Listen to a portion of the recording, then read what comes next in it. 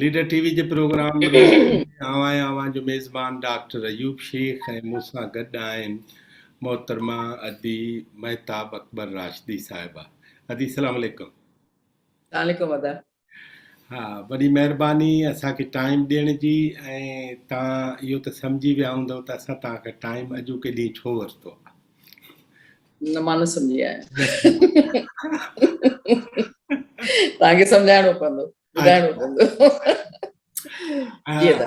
ॿ ॾींहं अवल अवां पाकिस्तान पीपल्स पार्टी में शमूलियत अख़्तियार कई आहे। अवांजे वर अवांजी फैमिली जे माण्हुनि कुझु ॿियनि बि त उन जो हिन मौक़े ते कारण कहिड़ो आहे? अदा ॻाल्हि इहा आहे त हिन महिल खां अॻु में जेके बि 2013 वारी इलेक्शन हुई उन में मां कॉन्टेस्ट कयो हुयो नेशनल असेंबली जी सीट ते। ऐं असांखे जेको प्लेटफॉर्म हुयो उहो हुयो फंक्शनल मुस्लिम लीग जो। उन खां अॻु में राफ़े कॉन्टेस्ट कयो हुयो मीरो ख़ान जे तक तां फॉर प्रोविंशियल असेंबली। मां नेशनल असेंबली लाइ बीठी हुयसि ऐं 2018 में राशिदी साहब बीठो हो प्रोविंशियल असेंबली तक ते मीरो ख़ान मां। असांजी जेका एफिलिएशन हुई उहा फंक्शनल मुस्लिम लीग सां इनिशियली, पोइ जेका GDA उनजो नालो थियो। उन में उन खां अॻु में जेको बि सिलसिलो थियो उन में हिकिड़ी शइ हूंदी आहे, तव्हांखे हिकिड़ो कंफर्ट ज़ोन हूंदो आहे। तव्हां जॾहिं कंहिं बि पार्टी सां आहियो त हिकिड़ो कंफर्ट ज़ोन आहे ऐं हिकिड़ो तव्हांखे वेलकमिंग एटीट्यूड मिलंदो आहे त तव्हांखे एक्चुअली तव्हांजी घुर्ज आहे, तव्हांजी ज़रूरत आहे। पर 2018 जे इलेक्शन जे दौरान ऐं उन खां पोइ असांखे ईअं महसूसु थियो त असांजी शायदि घुर्ज एतिरी कोन हुई पार्टीअ में। सो तव्हां इहो ॾिठो हूंदो त असां न का को फॉर्मल स्टेटमेंट इशू कई हुई, न असां बयानबाज़ी कई हुई। असां पंहिंजी वाट वठी ख़ामोशीअ सां वेही रहियासीं, छो त मां सम्झां थी असांजे डिग्निटी खां घटि ॻाल्हि हुई जो माण्हू इन्हनि ते वेही सवाल जवाब करे कंहिंखो बि त तव्हां ईअं छो कयो, मूंखे तव्हां प्रोविंशियल जी टिकट छो न ॾिनी, वाई शुड आई आस्क। मां ख़ुशि थियसि, जेको बि थियो ख़ूब थियो।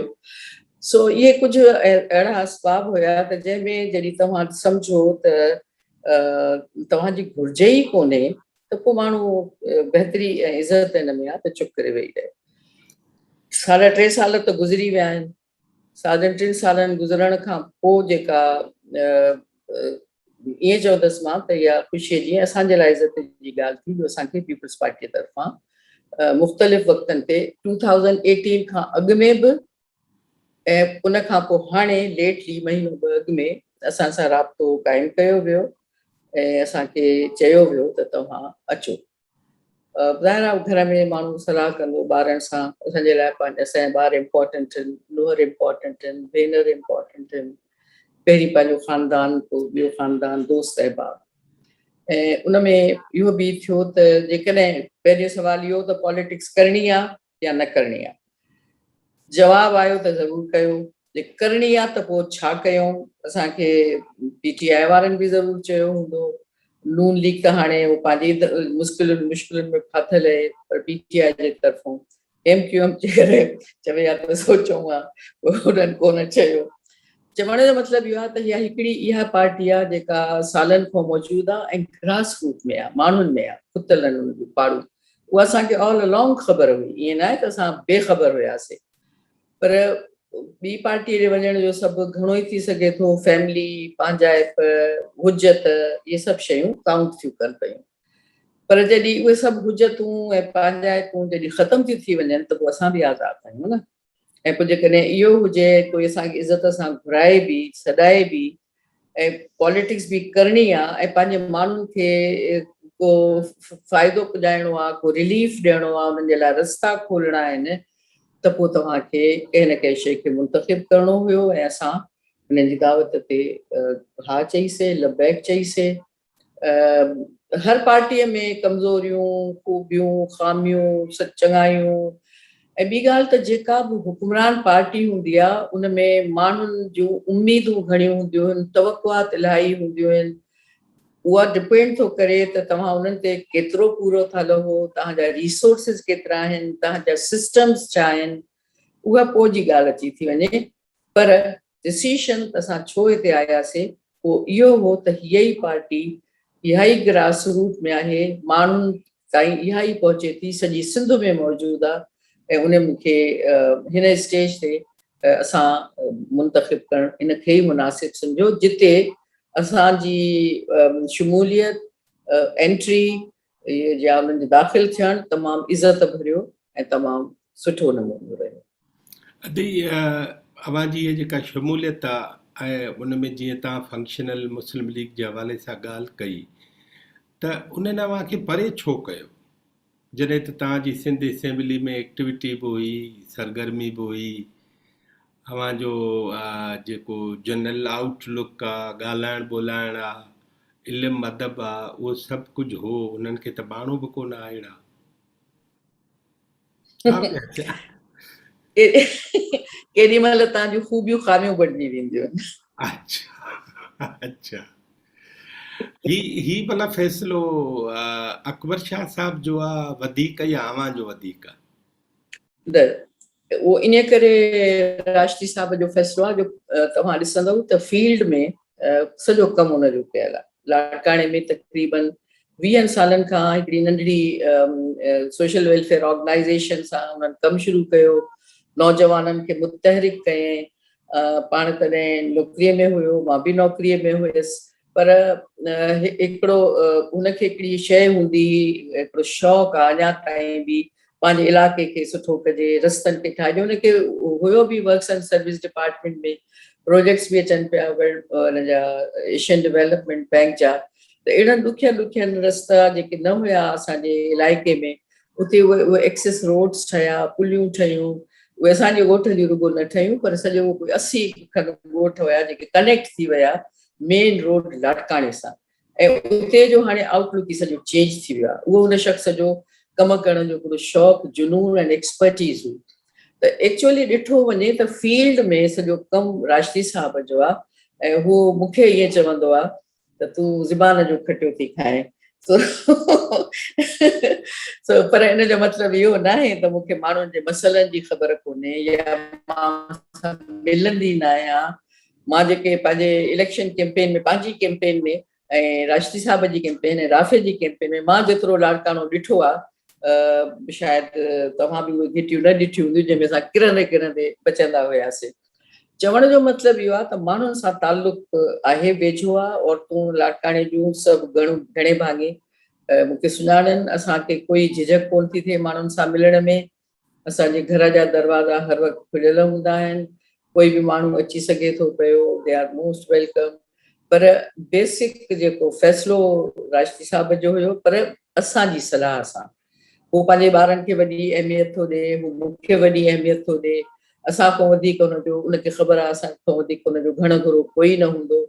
पर हू पंहिंजे जेके हिन महिल ताईं माण्हू हुन सां गॾु रहिया आहिनि, ॾुख में सुख में पार्टीअ सां, उन्हनि खां बि उन इहो पुछो, उन खां बि ॿुधायईं, पुछियईं।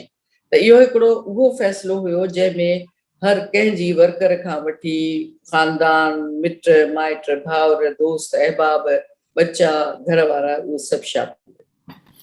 अव्हांखे इहो अहसासु आहे त महताब अकबर राशिदी जेका जनरल ज़ियाउल हक़ जे वक़्त में हिकिड़ो आइकन थी रेज़िलियंस जो, रेज़िस्टेंस जो, उहो साम्हूं आई ऐं उन खां पोइ हुन जे ज़िम्मे आख़िर में इंफॉर्मेशन, पोइ उन खां अवल कल्चर ऐं एजुकेशन जा महकमा या सिंध यूनिवर्सिटी जी तालीम, इहो हिकिड़ो कॉम्बो आहे जेको तव्हांजे मेरिट्स में अचे थो। उहो तव्हांखे ही अमल करण जी इजाज़त ॾिए थो? कहिड़ो अमल? ही जेका शमूलियत। Why not? मां पॉलिटिकल साइंस जी स्टूडेंट आहियां, IR पढ़ाई अथमि, पॉलिटिक्स खे सम्झां थी, ऐं उनजो जेके जुज़ियात ऐं तक़ाज़ा आहिनि उनखे बि माण्हू सम्झे थो। ऐं हिकिड़ो मुंहिंजे ख़्याल में अलाए कंहिंजो कोटा, पर constant, the only thing which is constant in life is the change. जेका हिकिड़ी शइ जेका कॉन्स्टेंट आहे उहा तब्दीली आहे। तब्दीली ऐं सो बि सियासत में। ऐं तव्हां चइनी पासे ॾिसो त वक़्तु हालात उन जा तक़ाज़ा उहे छा आहिनि। जेकॾहिं असां वाकई माण्हुनि खे डिलीवर करण था चाहियूं त तव्हां इहो ॾिठो त हिन महिल जेके पार्टीज़ आहिनि, मसलन फेडरल गवर्नमेंट PTI जी आहे, त असां 3 सालनि खां माण्हू ॾाढा उहे हुया त शायदि का हिकिड़ी पार्टी का मुतबादिल अचे पीपल्स पार्टीअ जी जेका माण्हुनि सां राब्तो करे ऐं को रस्तो ठाहे, त ख़ासि तौर ते नौजवान तबिको ॾाढो पुरजोश हुयो, पुरउमीद हुयो, जंहिंखे पीपल्स पार्टी में जाइ न मिली या वञी न सघियो फॉर वॉट एवर रीज़न्स, उहे पुरउमीद हुया त हे कुझु कंदा। पर तव्हां हिन महिल ताईं ॾिठो आहे त उन्हनि जी जेका लीडरशिप आहे उहा कराची खां ॿाहिरि ई कोन निकिती आहे। सुपर हाईवे को वधमो मोटी ईंदा हूंदा शायदि नूरियाबाद खां पोइ। सो जेकॾहिं उन्हनि जी इहो शौक़ु या इहा जुस्तजू ई कोन्हे त सिंध जो सूबो जेको अदरवाइज़ ख़ाली पियो आहे, जिते कोई मुतबादिल जी वाकई ज़रूरत आहे, हुअण बि खपे ताकी कॉम्पिटिशन थिए। पर जेकॾहिं उहा शइ असांखे नज़र कोन आई त हाणे जिन उथंदे ताव न कयो उहे लहंदे कहिड़ो ताव कंदा भाउ। त चवण जो मतिलबु इहो आहे त जेके ॿियूं नेशनल लेवल जूं पार्टीज़ आहिनि उन्हनि सिंध खे इहा अहमियत ई कोन ॾिनी आहे ऐं उन्हनि सिंधियुनि खे पंहिंजे तरफ़, ऐं जेकॾहिं कंहिंखे उन्हनि पाण सां मिलायो आहे सिंधियुनि जो रिप्रेज़ेंटेटिव सम्झी, त शायदि उन्हनि जो उहो कद बुतो या उहा इन्फ्लुएंस न आहे अहिड़े नमूने सां जेको ॿियनि माण्हुनि खे मुतवजा करे पाण ॾे। सो उन्हनि जी मुंहिंजे ख़्याल में इहा हिकिड़ी बुनियादी कमज़ोरी रही आहे त उहे सिंध मां उहे माण्हू ई हथ न करे सघिया आहिनि जेके पंहिंजो कंहिं न कंहिं नमूने पंहिंजो इन्फ्लुएंस या पंहिंजी ॻाल्हि सम्झाए माण्हुनि ताईं पहुचनि ऐं माण्हू उन्हनि खे रिस्पॉन्ड कनि, उन्हनि ते एतबार कनि, उन्हनि जे कढ हलनि। उनजे लाइ हिकिड़ी स्ट्रॉन्ग लीडरशिप जी ज़रूरत आहे जेका उहो प्रोवाइड करण में कामयाब न थिया आहिनि। भला ही 3.5 साल अव्हांखे लॻा इलेक्शन में, अव्हां लाड़काणे में मुक़ाबले जी सूरत में बि रहियो, लाड़काणे इताद में बि रहियो, ऐं अव्हांजे फर्ज़नि समेत अव्हांजा ॾेर, अव्हांजो वर, अव्हां उन्हनि जंहिं नमूने जी एक्टिविटी कई, त उन एक्टिविटी खां अवल बि तव्हां पीपल्स पार्टी में शामिल थी पए सघिया न? ही 3.5 साल अव्हां छो देरि कई? उनमें ज़रूरत न पई महसूस थिए, सची ॻाल्हि त इहा आहे। हिकिड़ी मां पंहिंजे लेवल ते इलाही मसरूफ़, मुंहिंजूं ॿियूं अदरवाइज़ मसरूफ़ियतूं आहिनि, मुंहिंजो पंहिंजे लिखण पढ़ण जो कमु घणो आहे, मां इलाही बोर्ड्स ते कंहिंजी चेयरमैन आहियां, कंहिंजी डायरेक्टर आहियां, कंहिंजी प्रेसिडेंट आहियां। उन जूं ई मीटिंग्स एतिरियूं थी वञनि जो मूंखे ऑनेस्टली टाइम नथो मिले पियो पंहिंजे लाइ बि। सो उहे शयूं पंहिंजी जाइ ते असां मुतमैन, अलाह जो शुक्र आहे, कंहिं शइ जी हिकिड़ी इहा हूंदी आहे न चाहना त हर भरू वञिणो आहे, हर सूरत वञिणो आहे, उहा कोन पई थिए। ऐं उनखां पोइ जेके तव्हांखे तजुर्बा था थियनि पिया, मूंखां वधीक शायदि राष्ट्री साहब खे इहा शइ ॾाढी ॾुखी लॻी हूंदी त हुन पंहिंजी ज़िंदगीअ जा क़ीमती 20 साल हिकिड़ी उन पार्टीअ खे ॾिना जेका उन खां अॻु में लाड़काणे में मौजूदु ई कोन हुई ऐं उहा उते उन सूरत में मौजूदु थी आई, जंहिंमें असां नेशनल असेंबली जी बि टिकेट ते पे विढ़ियासीं, त असां प्रोविंशियल जे 2-3 उन्हनि ते पे विढ़ियासीं। त इहा हिकिड़ी पहिरियों दफ़ो इहो सिलसिलो पे थियो जिते GA भुट्टो जो नारो सवाइ को नारो कोन ॿुधिबो, उते भेज बागारा बि ॿुधिजे पियो। त इहा शइ राष्ट्री साहब शुरू कई हुई। बाक़ी 3 साल आराम सां वेठासीं, ॾाढो सुकून सां वेठासीं, ऑनेस्टली तमामु। ऐं इहा हरूभरू न पई थिए त असां किथे आहियूं, छो त असां पंहिंजे ॿियनि कमनि सां बि मौजूदु रहिया आहियूं, पोइ चाहे उहो अदबी हुजे, उहो ॿिए कंहिं क़िस्म जो कमु हुजे, NGOs हुजनि, औरतुनि जो कमु हुजे। मां सिंध ग्रेजुएट औरतुनि जी शाख जी प्रेसिडेंट लाइ काऊं दफ़ो, जेको बि अकॉर्डिंग टू द कॉन्स्टिट्यूशन लाइ काऊं दफ़ो थी आहियां, औरतुनि जी एम्पावरमेंट। उनखां पोइ हे 2 साल त हिन कोविड में गुज़री विया, माण्हुनि जी मोबिलिटी उहे लिमिटेड रही, इन करे हर दुनिया ई ॼण त बंदि थी वई। उन दुनिया बंदि थियण में पंहिंजे किताब सहेड़ण जो मौक़ो मिलियो, उन्हनि खे प्रिंट कराइण जो, उन्हनि खे तर्जुमे कराइण जो, मां उन में इलाही मसरूफ़ियत, इलाही किताब पढ़ण जो मौक़ो मिलियो। ऑनलाइन जेका वधि खां वधि जेका शॉपिंग मुंहिंजी थी उहा किताबनि जी थी। त इहो टाइम जेको हुयो तव्हांखे पाण ते सोचण जो टाइम इलाही मिलियो, सम्झण जो टाइम इलाही मिलियो, अहिड़ियुनि मुख़्तलिफ़ हालतुनि में सर्वाइव करण जो टाइम ऐं सम्झण जो टाइम मिलियो। ऐं इन में वरी मां गार्शिया मार्केस जो किताबु 100 Years of Solitude ॿीहर पढ़ियो, इलाही अॻु पढ़ियो हुयमि। तव्हां सोचो पिया छा हुयो उहो सॉलिट्यूड, हे त कोन हुयो, पर पोइ उहो हुयो त love in the days of cholera, इहो बि हुयो। सो चवण जो मतिलबु इहो आहे त यू लर्न सो मच, तव्हां एॾो सम्झो था, तव्हां एॾो सिखो था, शायदि पाण खे ॼाणण जो बि मौक़ो थो मिले त असां हिननि ॾुखियनि वक़्तनि में पाण खे कहिड़े नमूने सां कंपोज़्ड रखूं, ॿारनि बच्चनि खे कीअं संभाले रखूं, कहिड़े नमूने सां घर घाट खे हलायूं, असां ते जेके डिपेंडेंट माण्हू आहिनि उन्हनि जी लुक आफ्टर कीअं कयूं, तकलीफ़ में जेको माण्हू आहे उनखे असां कीअं सार संभाल रहूं। सो इहो पर्सनल लेवल एज़ वेल एज़ ऑर्गेनाइज़ेशनल लेवल ते जंहिंसां वास्तो हुयो इहो कंदा रहियासीं, चुप करे न वेठासीं। पर हिकिड़ी जेका तव्हांखे इहे सम्झ खपे त पॉज़िटिव एक्टिविटीज़ जेके हुयूं जंहिं वक़्तु उन महिल ज़रूरत हुई उन में बिल्कुलु असां एक्टिव रहियासीं, सियासी तौर ते न पर हिन समाजी कमनि में बिल्कुलु एक्टिव रहियासीं।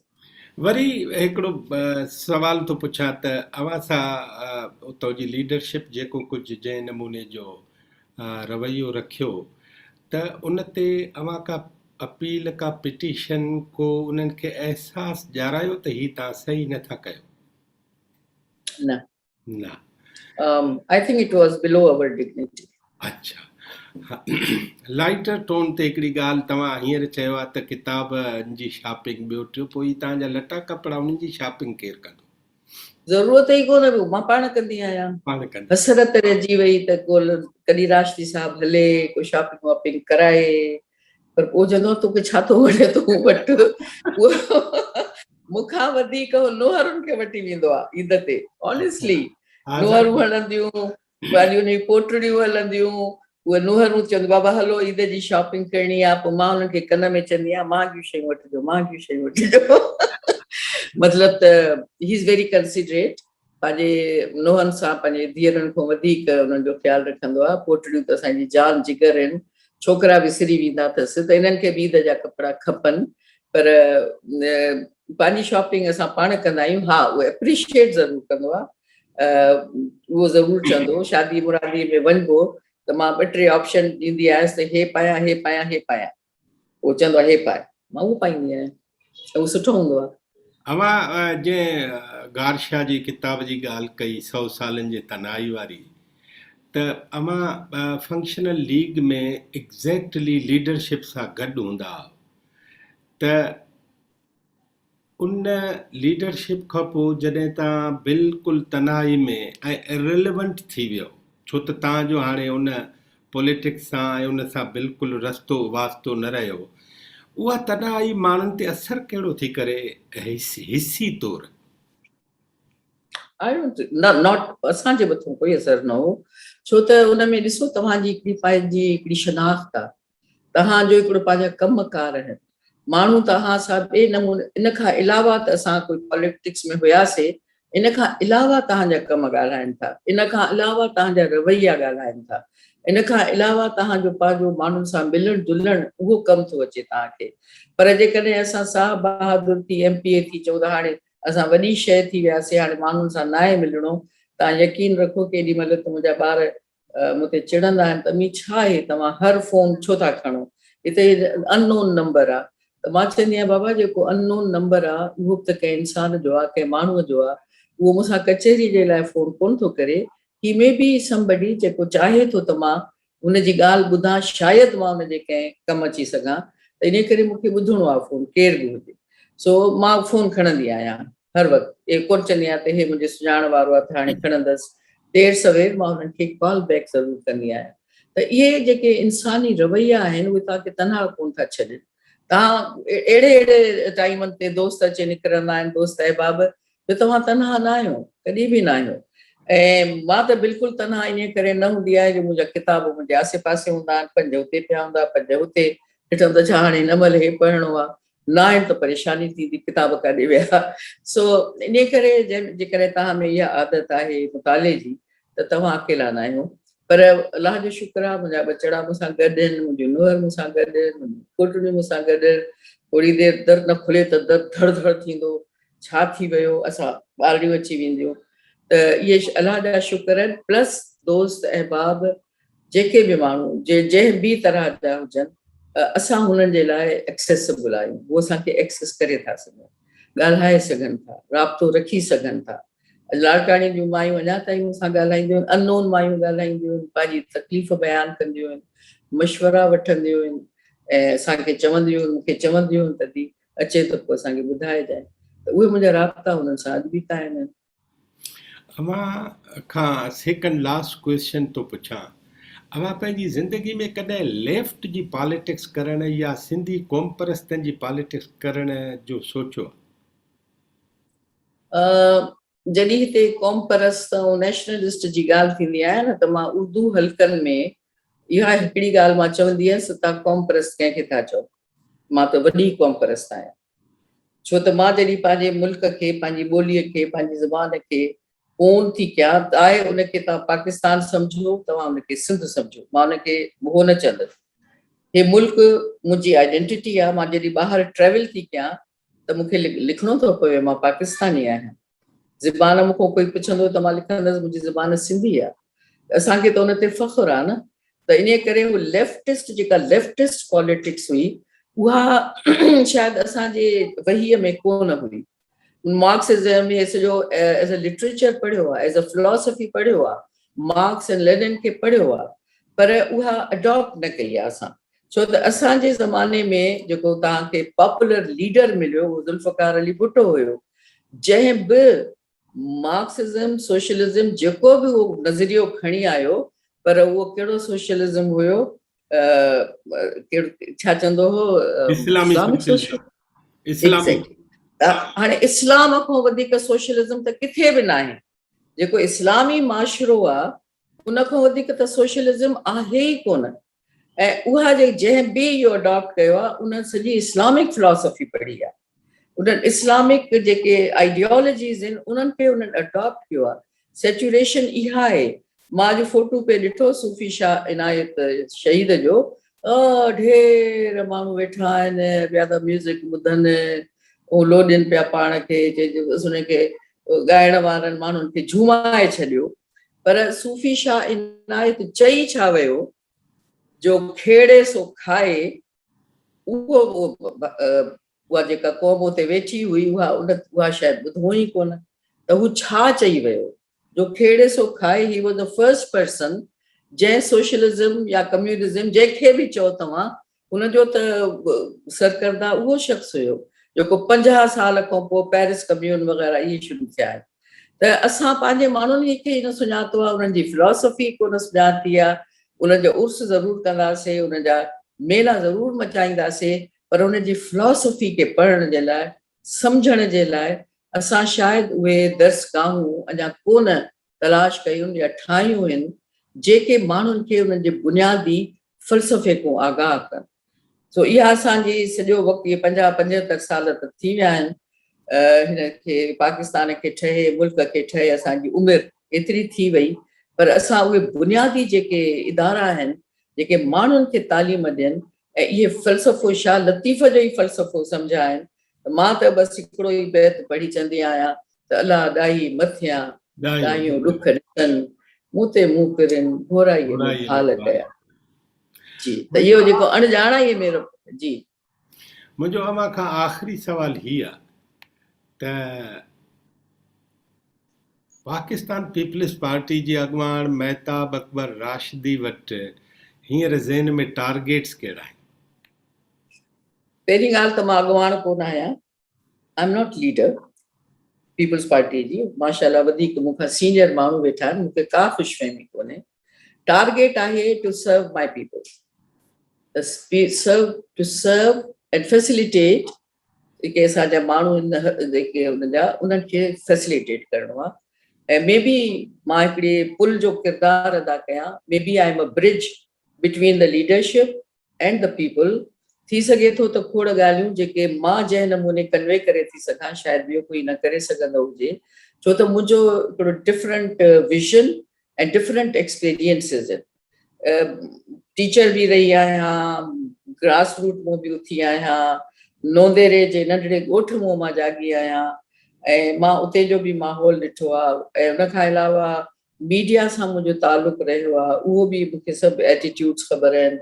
ब्यूरोक्रेटिक कीअं लाहा चाढ़ा ईंदा आहिनि ऐं वज़ीरनि अमीरनि खे कीअं चकमो ॾेई सघिबो आहे, उहे बि सभु शयूं अचनि थियूं पयूं। तव्हां उन लफ़्ज़नि जे विच में मुंझो था या नथा मुंझो, इहे सभु शयूं शायदि मूंखे ॿियनि जे भेट में थोरो वधीक एक्सपीरियंस हूंदो। ऐं जेको मूंखे एक्सपीरियंस न हुयो असेंबलीअ जो, उहो बि मूंखे मिलियो। ऐं सची ॻाल्हि इहा आहे त उन टेन्योर में मां ॾाढो सिखियसि। जेको हिकिड़ो शइ थिए थो असेंबलीअ में वेहणु मज़ाक न आहे, ऐं बग़ैर प्रिपरेशन जे वेहणु त बिल्कुलु मतिलबु माण्हू, मां सोचां त मूंखे त सीसराट निकिरी वञनि त बग़ैर पढ़े, बग़ैर सम्झे, बग़ैर इनजे तव्हां कीअं था वेही सघो असेंबली में।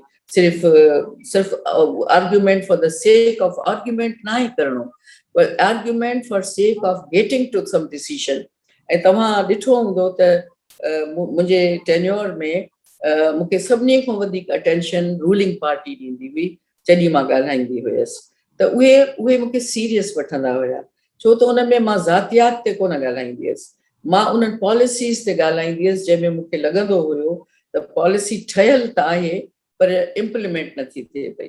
त lack of implementation, lack of interest, lack of vision, त उहो माण्हू उहो ध्यानु ॾियारींदो हुयो।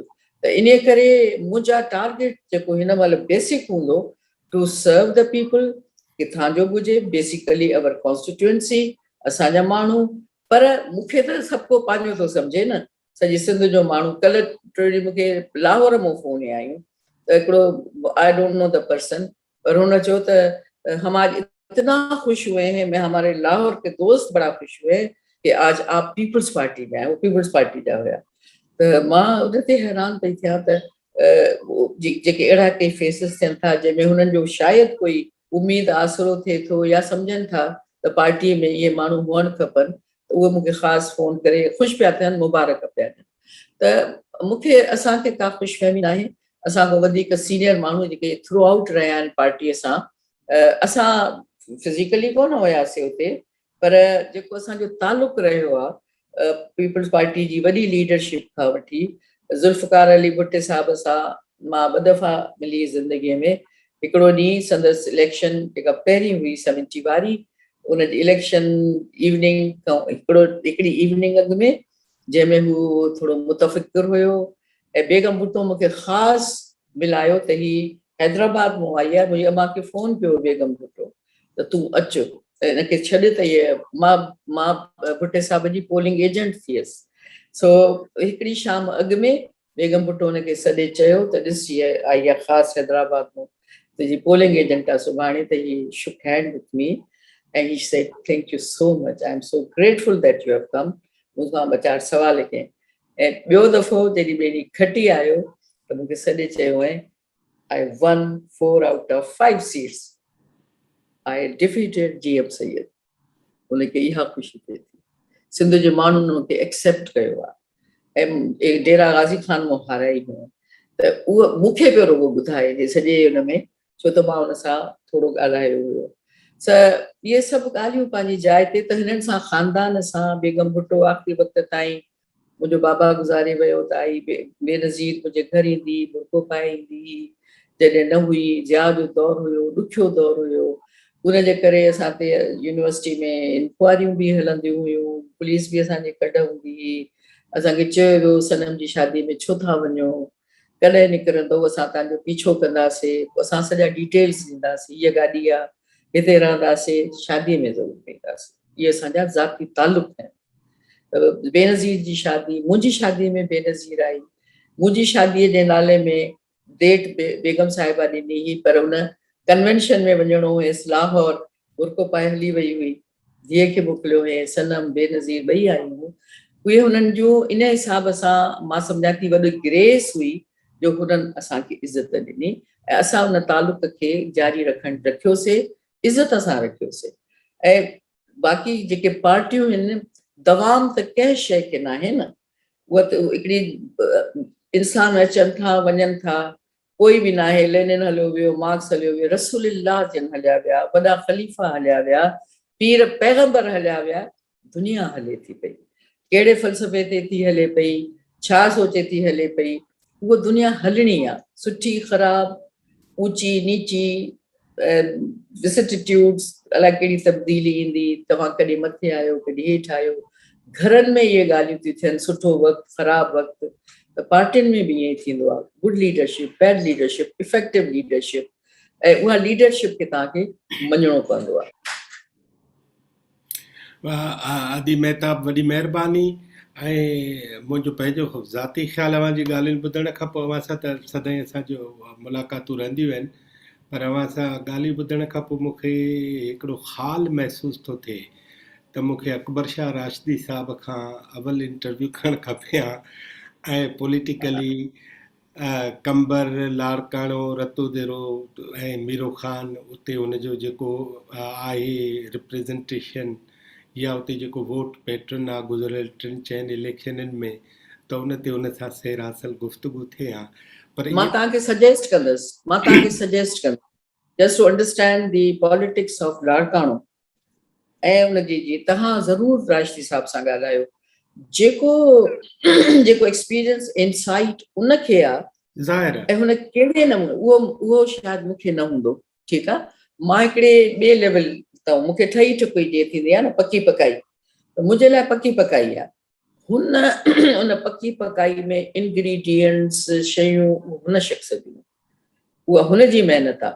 असां त ठही ठुकीअ ते अची वेठा आहियूं न, पर असल में माण्हुनि सां राब्तो ऐं किथे किथे जो राब्तो it's amazing. I have seen him working.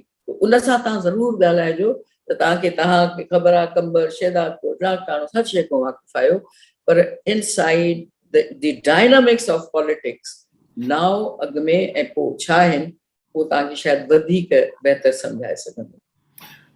Leader TV खे टाइम ॾियण जी वॾी महिरबानी। ऐं असां वरी कंहिं ॿिए इशू ते, ॿिए मौक़े ते अव्हां सां ॻाल्हाईंदासीं। ऐं अकबर शाह राशिदी साहिब सां ज़ाहिर आहे उन ते बि ॻाल्हायूं, उन सां बि ॻाल्हाईंदासीं। सो लख महिरबानी। Thank you so much. Thank U भाउ।